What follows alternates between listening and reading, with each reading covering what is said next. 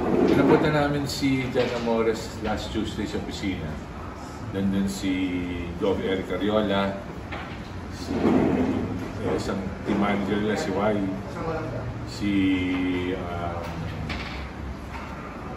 si Eric, Deputy Eric Castro, at ang legal natin, si Attorney... Sorry, excuse. Wala pala si Attorney OG. Nandun si Attorney Melvin. Si Attorney OG, humapol, hindi nakahapol. Ayun nga, binigyan natin kasi nasa UPC. Yung mga dapat na explain, yung mga violations sa UPC. So binigyan natin ng letter para mag-explain within 5 days. So kausap ko, nag-usap naman kami. Sorry, hindi ko masabi sa inyo yung kasi nasa korte na ang usapan. Pero yun, sinabi ko lang na ayusin na nagsasorry siya. Pero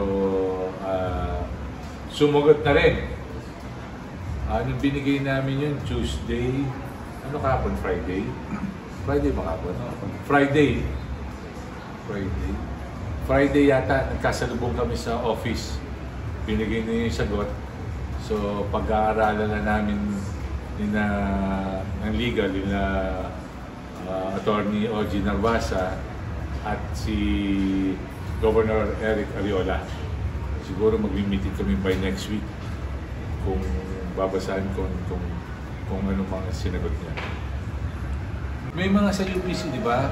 Kailangan proper decorum ka inside and outside the court. Madami yun, pati sa mga kaso. Nasa UPC yun. So, kailangan niya sagutin. Sumagot na! So, binigay ko kay Atty. OG, pag-uusapan namin. Maybe next week. Pero yung contract niya, live pa rin? Oo, live pa rin. Kaya yun nga, pag-usapan ko paano. Diba, dire-diretso mo ba yung kontrata or yun ang mga kailangan pag-usapan. Di ba siya sinuspend na?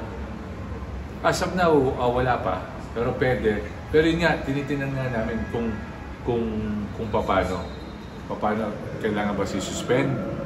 Pwede ba siya maglaro sa PBA? O hindi na? O habang may kaso? Diba? So, yun ang mga pinag-aaralan.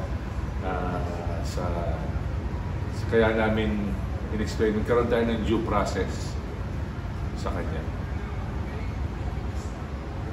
Possible sanctions from PBA. Tingnan muna natin. Kaya nga, ang hirap kasi hindi lang PBA. Nasa korte kaya hindi rin kami makagalaw. Siyempre, nasa korte hindi sa atin eh. Kung simpleng sa atin lang, masasagot ko kayo. So, yun. Kaya pinag-aaralan mabuti namin, pati ng legal.